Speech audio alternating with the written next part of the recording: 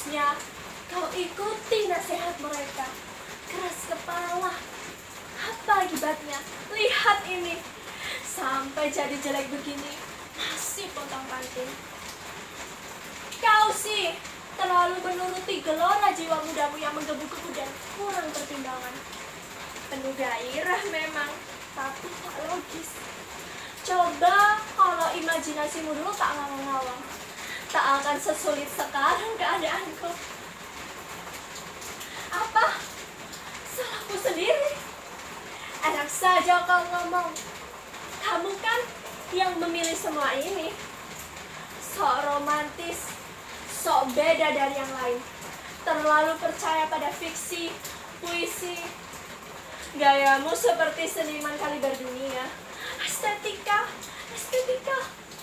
Nih lihat, kamu sangka semua ini bisa membuatmu meraih apa yang kamu impikan? Coba kalau dulu kau bersikap patuh seperti teman-teman sekelasmu. Berpikir dan bertindak sebagaimana anak-anak yang waras pikirannya. Sekolah dengan baik, hidup tertib, menggembleng diri supaya menguasai keahlian di bidang yang lebih bernilai guna dan bisa mendapatkan pekerjaan yang layak. Kamu malah edan-edanan dengan fiksi, puisi, seni. Halah.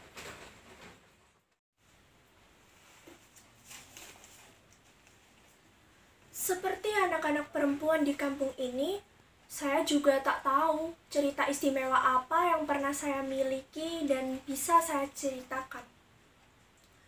Selain cerita yang lumrah dan tak akan mengilhami siapapun. Tapi, sejak guru bahasa Indonesia kami menunjukkan sebuah puisi yang sangat indah, saya merasa seperti ada yang dituangkan ke dalam kepala dan dada saya. Membuat saya semuanya terasa berbeda. Saya seperti dibimbing oleh kekuatan dari dalam diri saya dan tak bisa saya jelaskan. Sebenarnya, saya tidak pernah membenci pelajaran-pelajaran yang lain. Tapi, saya jadi cinta banget dengan puisi, novel-novel hebat dari pengarang-pengarang di negeri ini maupun pengarang di luar negeri. Musik, drama, lukisan, tari, semua keindahan dalam karya seniman yang tak habis saya kagumi. Tapi, teman-teman di kelas menganggap saya sok kuat, tua sebelum waktunya, orang aneh, gak matching dengan umur, sok berat, seniman anakan, dan sejumlah gelar khusus lainnya yang saya dapatkan. Teman-teman tidak mengucilkan saya. Mereka hanya senang mengolok-olok demi bisa tertawa lantang bersama-sama. Tapi saya senang, setidaknya saya bisa membahagiakan mereka.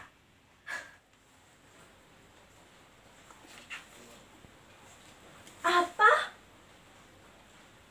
Aku mengacaukan hidupmu. Aku yang mengakibatkan nasib yang selalu kau keluhkan. Hei Nona. Oh maaf, kau ini masih Nona? Apa sudah Nyonya? Oh, masih Nona. Apa? Nonsense. Separuh Nona, separuh Nyonya.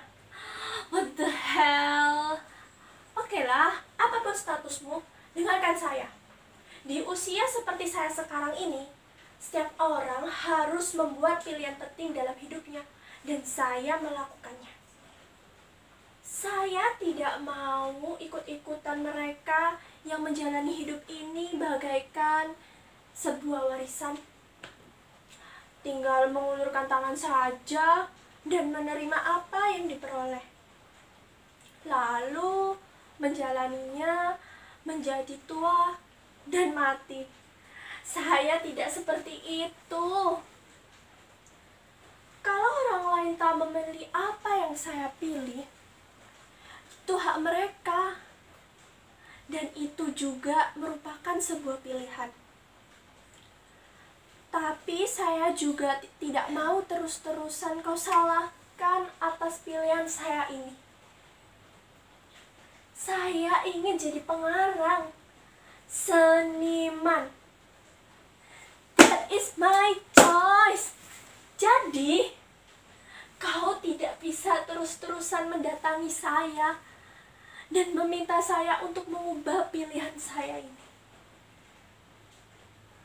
Tidak ada gunanya mengeluh. Berhentilah mulai dari sekarang untuk merengek. Biarlah saya beristirahat. Biarkan aku sempurna sebagai masa lalumu. Lihat dan terima hidupmu dengan berani.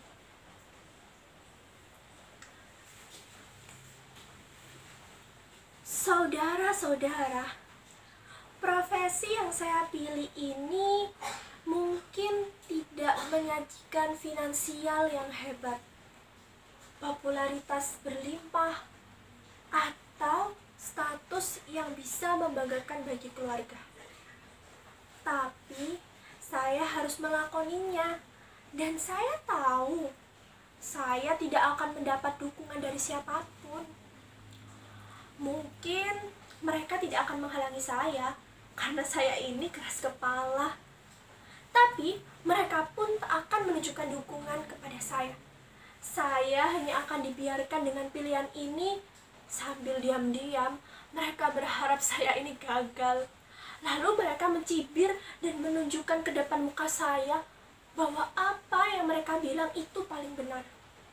Lalu mereka akan berkata kepada saya, "Kapok, makanya jadi anak jangan ngeyel." Benar kan, Viribus? Bagaimanapun, jadi PNS itu pilihan terbaik. Sudah banyak contoh, jadi profesi sepertimu mesti siap susah. Kok masih nekat? Kalau sudah begini, siapa yang bisa menolongmu? Sekarang semuanya sudah terlambat toh. Mau daftar polisi? Mustahil. Sudah berumur. Mau ikut parpol supaya mempercepat karirmu? Gak mungkin. Paling cuma kebagian peran hore-hore. Mau merintis bisnis? Modal gak cukup. Pinjam uang di bank? Gak akan ada yang percaya. Mosok mau sodorkan fiksi-fiksimu itu sebagai jaminan. Kalau saja kamu melanjutkan kuliah, minimal kamu pasti punya ijazah S1 untuk melamar kerja. Pikiranmu itu terlalu liar. Harusnya kamu tuh seperti anak-anak lain. Dari SMA nyambung kuliah. Sesudah sarjana cari kerja. Lalu menikah dan bahagia sampai tua. Lalu mati masuk surga. Itu yang benar. Liar? Saya tidak liar. Saya hanya ingin berpikir bebas. Saya juga mengerti batasan-batasan. Saya cuma ingin memilih hidup yang akan saya jalani, menjelmakan apa yang telah saya ilhami dan menggelorakan jiwa saya. Apa sebuah pikiran bebas harus selalu dicurigai dan dianggap berbahaya? Mengapa seorang anak SMA dianggap tak patut punya pandangan yang melampaui usianya? Apakah seorang remaja hanya pantas berpikir mengenai hal-hal yang remeh? Mengapa seorang remaja yang tidak suka dengan film dan novel percintaan dianggap aneh? Apakah seorang perempuan seusia seperti saya akan jadi sinting hanya karena menggemari puisi, sastra? Apakah cita-cita yang harus dianggap benar harus sesuai dengan standar hidup orang banyak? Apakah setiap orang yang belajar tekun hanya akan dianggap benar kalau bisa jadi PNS, polisi, tentara, pegawai bank, merintis bisnis? Di luar profesi-profesi yang dianggap menjanjikan itu, mereka dianggap gagal. Apakah menjadi seorang anak remaja sama artinya memenuhi kepalamu dengan tempat nongkrong yang asik, mengumpulkan sebanyak-banyaknya pertemanan di medsos, gonta-ganti status FB supaya up to date setiap hari? Sedang PDKT dengan siapa? Masih jomblo atau sudah punya pacar? Mengumpulkan daftar hal-hal yang menyebalkan dan menyenangkan untuk dijadikan obrolan di hari libur sekolah. Selfie di semua tempat, lalu mengeditnya supaya bisa dipajang jadi foto keren. Saya tidak membenci semua itu. Saya hanya tidak rela kalau itu hanya menjadi isi batok dari kepala saya. Saya ingin menjalani hidup saya dengan cara berbeda. Saya hanya tidak ingin hidup saya terlalu penuh dengan buih. Saya hanya ingin selalu bergelora, digerakkan oleh tenaga yang amat kuat dan murni dari dalam diri saya. Terus-menerus terilhami dan saya menemukannya dalam puisi, musik, sastra, dalam seni. Apa itu salah? Barangkali kalian mungkin berpikir bahwa kata-kata saya ini, kalimat-kalimat yang saya ucapkan ini bukan berasal dari alam pikiran dari seorang anak SMA. Atau barangkali ada yang berkata dalam benaknya, bahasanya terlalu tinggi untuk ukuran anak remaja. Atau ini sih cuma naskah drama, aslinya nggak begitu kan? Tidak, ini memang saya. Semua ini keluar dari benak seorang remaja. Kalau banyak di antara kami yang hanya mengerti bahasa gampangan dan kesulitan mencerna bahasa yang sedikit berbobot, itu karena memang yang diberikan kepada kami terlalu banyak sampah. Beri kami kalimat-kalimat yang kuat, yang bisa menggedor jiwa kami. Beri kami bahasa yang punya kedalaman, dan tempah kami untuk bersusah payah mencernanya. Maka kami akan berbeda. Maka Anda tidak akan perlu lagi menganggap aneh bahwa ada seorang remaja yang seperti saya. Di antara pokok-pokok keladartis, jalan terpecah dua. Sebagai pengembara, aku tak bisa mengambil keduanya. Maaf jika aku terpaku lama memandangnya. Kupandangi juga jalan yang satu lagi. Sepertinya lebih menarik hati. Rumputannya rapi, seperti gampang dilalui bagi yang sudah pernah melewati. Mungkin sama saja rasanya dengan yang tadi. Pada pagi hari, kedua jalan itu terlihat murni. Tak ada jejak-jejak kaki. Rerumputan tegak bestari. Oh, kuputuskan, kulalui jalan pertama esok hari. Meski tak tahu apa yang akan kutemui di ujungnya nanti. Tak juga tahu apakah aku akan kembali. Barangkali aku harus bercerita dengan duka. Suatu saat, pada umur kita akan berjumpa. Persimpangan seperti jalan bercabang dua, di mana aku telah berjalan pada salah satunya. Jalan yang jarang sekali dilalui. Dan itulah beda kita. Itu tadi jalan yang tak ditempuh, puisi Robert Frost. Guru bahasa Indonesia kami yang memberikannya kepada saya sebelum ia berhenti mengajar karena ia hanya mengantongi ijazah D3. Sementara semua guru di sekolah kami harus bergelar minimal S1. Dia bilang kepada saya, "Firibus, pilihlah jalanmu sendiri, meski itu tak banyak dilalui oleh orang lain. Selama ia membuatmu merasa tepat dan kuat pada hidupmu, tempuhlah. Dan setiap hari kau harus bilang pada dirimu sendiri, raihlah hari ini."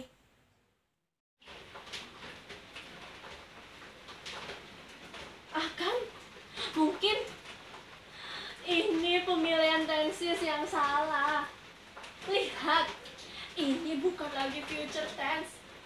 Ini sudah present continuous tense. Kamu sudah gagal. Lihat saya, gagal.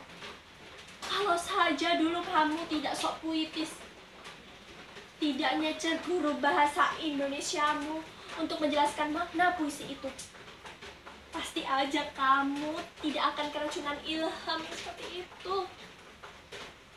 Kalau saja dulu kamu tetap melanjutkan kuliahmu dan membiarkan bapak menjual sepetak sawahnya untuk biaya pendidikanmu, tentu aja saya sudah jadi sarjana dan bisa dapat pekerjaan yang lebih bagus.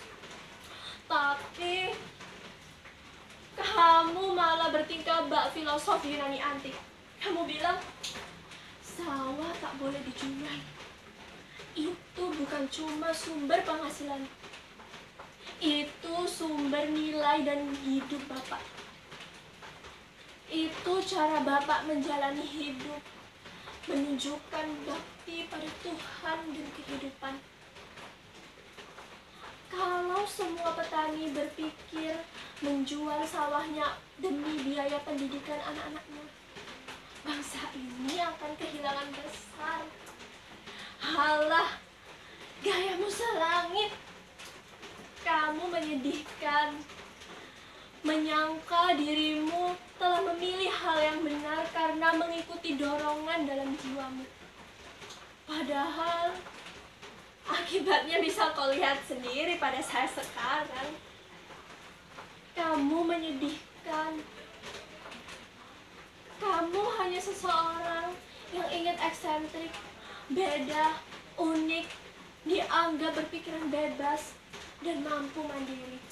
Sementara diam-diam kamu abaikan dirimu sendiri.